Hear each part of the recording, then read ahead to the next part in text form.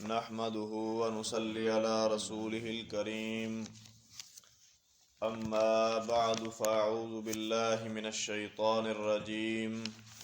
بسم الله الرحمن الرحيم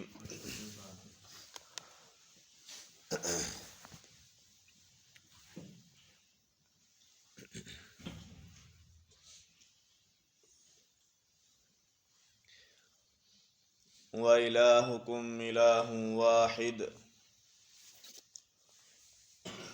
اور تمہارا الہ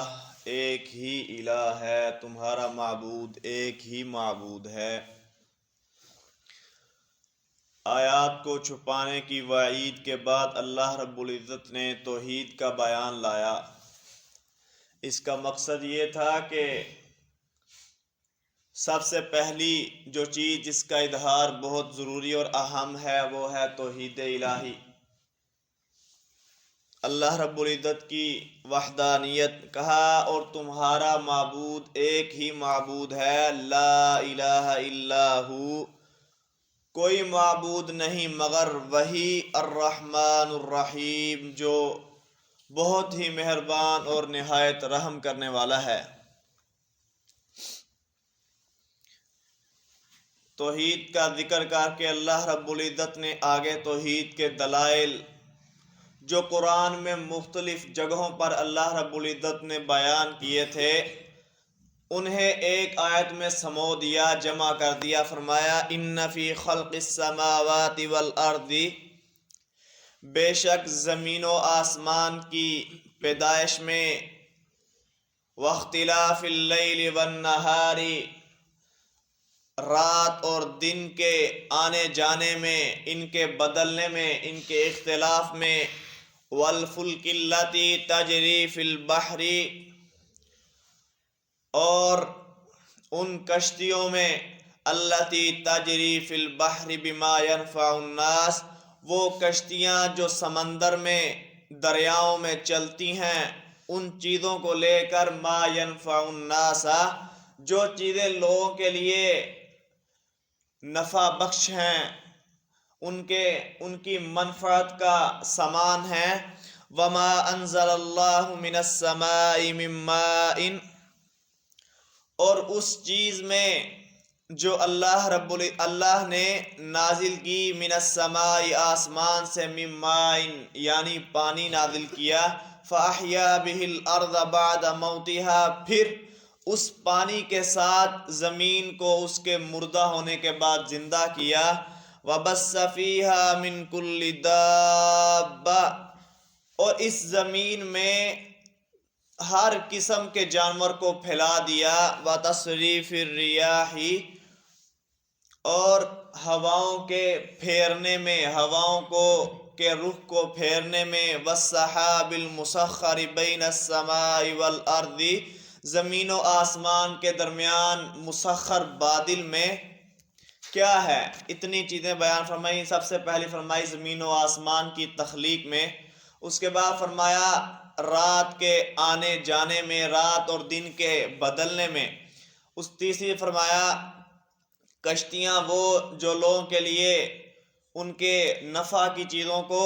سمندروں میں لے کر چلتی ہیں، چوتھی فرمایا آسمان سے نازل ہونے والا پانی، پانچواں فرمایا اللہ کا زمین کو زندہ کرنا، پھر کہا زمین میں مختلف قسم کے جانوروں کا پھیلنا، ہواؤں کا بدلنا، اسی طرح بادل، 8 نشانیاں بیان کرنے کے بعد فرمایا لآیات، اتنی چیزیں جو بڑی بڑی ہیں اور لوگوں کے لیے ان کی اہمیت تب اس دور میں تو بہت ہی زیادہ تھی، جتنی چیزیں اللہ رب العزت نے یعنی نفع کی بیان کی، بارش ہے، کشتیاں وغیرہ، اسی طرح جانور، ہوائیں، ان چیزوں کا آج بھی انسانی زندگی میں بڑا اہم کردار ہے۔ تو کیا فرمایا لآیات، ان چیزوں میں نشانیاں ہیں، لقوم یعقلون، عقل رکھنے والی قوم کے لیے، جو لوگ سمجھ رکھتے ہیں، عقل رکھتے ہیں، ان لوگوں کے لیے ان چیزوں میں کئی نشانیاں ہیں۔ لآیات، آیات ان کی جمع ہے، بڑی نشانیاں ہیں، لقوم یعقلون، عقل رکھنے والی قوم کے لیے۔ اب مشرکین مکہ بھی ان چیزوں کو، ان میں سے بعض چیزوں کو تو مانتے تھے کہ جیسا کہ زمین و آسمان کی تخلیق کے بارے ان کا یہی نظریہ تھا کہ اس زمین کا آسمان کا خالق اللہ ہے، لیکن وہ ساتھ یہ بھی عقیدہ رکھتے تھے کہ اللہ جس کو اپنا شریک بنا لے۔ ساری چیزوں کے بارے ان کا یہ عقیدہ تو نہیں تھا کہ سارے کام اللہ ہی کرتا ہے۔ بارش کے بارے ان کا عقیدہ تھا بارش فلاں ستارہ اتارتا ہے، جیسا کہ بعض مفسرین کہتے ہیں،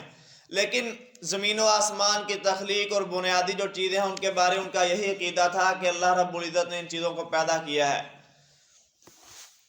آگے فرمایا وَمِنَ النَّاسِ مَن يَتَّخِذُ مِن دُونِ اللَّهِ أَندَادًا۔ اتنی نشانیاں، بڑی بڑی نشانیوں کو بیان کرنے کے بعد فرمایا لیکن اس کے باوجود لوگوں میں سے کچھ ایسے ہیں، یعنی وہ نشانیاں تو عقل والوں کے لیے ہے نا، تو اس کا مطلب یہ ہوا لوگوں میں سے بیوقوف ایسے بھی ہیں مَن يَتَّخِذُ مِن دُونِ اللَّهِ أَندَادًا، جو ان ساری نشانیوں کے باوجود مَن يَتَّخِذُ مِن دُونِ اللَّهِ، جو اللہ کے علاوہ اندادن کئی شریک بناتے ہیں۔ اب اندادہ کیا ہے؟ ندن کی جمع انداد ہے، جیسا کہ مفسرین اس کی تفسیر میں یہ کہتے ہیں کہ ند ہر وہ چیز ہے جو انسان کے دل پر غالب آ جائے اور اس حق تک پہنچ جائے یا اس مرتبہ پر پہنچ جائے جو مرتبہ اللہ کا ہے، اللہ کا ہونا چاہیے انسان کے دل میں، یعنی انسان کسی بت کو یا کسی بزرگ کو اس درجے تک پہنچا دے کہ اس کی گویا عبادت کرنی شروع کر دے، اس کے ہر حکم کی تعمیل شروع کر دے، اسے کہتے ہیں انداد۔ فرمایا وَمِنَ النَّاسِ مَن يَتَّخِذُ مِن دُونِ اللَّهِ أَندَادًا، اور لوگوں میں سے کچھ وہ ہیں مَن يَتَّخِذُ مِن دُونِ اللَّهِ، جو اللہ کے علاوہ انداد پکڑتے ہیں، بناتے ہیں، يُحِبُّونَهُمْ كَحُبِّ اللَّهِ، وہ ان سے محبت کرتے ہیں اللہ کے محبت کرنے کی طرح، یعنی جو حق اللہ کا تھا، اللہ کے بارے جو عقائد رکھنے تھے کہ اللہ ہمارا رب ہے، ہر چیز کا رازق، ہر چیز کا خالق، ہر چیز کا مالک اللہ ہے، دنیا میں اللہ کی مشیت چلتی ہے، یہ سارے جو بنیادی عقائد تھے وہ سارے کے سارے اب کیا ہو گئے؟ انداد، یعنی غیر اللہ کے بارے بننے لگ گئے۔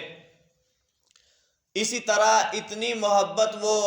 بتوں کو دیتے جتنی محبت کا حق اللہ کا تھا، جو محبت اللہ کو دینی تھی، جو محبت اللہ سے کرنی تھی اس کے رب ہونے پر، وہ کیا ہے؟ یحبونہم، وہ اب بتوں سے کر رہے ہیں۔ والذین آمنوا اشد حبا للہ، لیکن اللہ رب العزت شاہ فرماتے ہیں اس کے باوجود بھی وہ لوگ جو ایمان لائے اشد حبا للہ، وہ اللہ کی محبت میں بہت ہی آگے ہیں۔ اشد، وہ اللہ کی محبت میں ان سے گویا بڑھ کر ہیں۔ وَلَوْ يَرَى الَّذِينَ ظَلَمُوا إِذْ يَرَوْنَ الْعَذَابَ، اور اگر دیکھ لیں وہ لوگ جنہوں نے ظلم کیا، ظلم سے مراد یہاں وہ شرک و کفر ہے، یعنی وہ کافر اور مشرک، اگر وہ دیکھ لیں کیا؟ اذ یرون العذاب، یعنی وہ اس وقت کو دیکھ لیں کہ جب وہ عذاب کو دیکھیں گے، یعنی دنیا میں انہیں وہ منظر نظر آ جائے جب قیامت کا دن ہوگا اور یہ عذاب کو دیکھیں گے، ان القوۃ للہ جمیعا، کیا ہوگا؟ یہ دیکھ لیں اور جان لیں گے، یعنی وہ وقت جب عذاب کو دیکھیں گے اور جان لیں گے کہ ان القوۃ للہ جمیعا، کہ بے شک ساری کی ساری قوت اللہ ہی کے لیے ہے، یعنی دنیا میں قیامت کے دن بننے والا یہ لوگ منظر دیکھ لیں اور یہ بھی جان لیں کہ اس وقت یہ انہیں کیا معلوم ہوگا، یہ کاش کہ ایسا ہو جائے۔ ان القوۃ للہ جمیعا، کہ ساری کی ساری قوت اللہ ہی کے لیے ہے، وَأَنَّ اللَّهَ شَدِيدُ الْعَذَابِ، اور بے شک اللہ بڑے سخت عذاب والا ہے۔ تو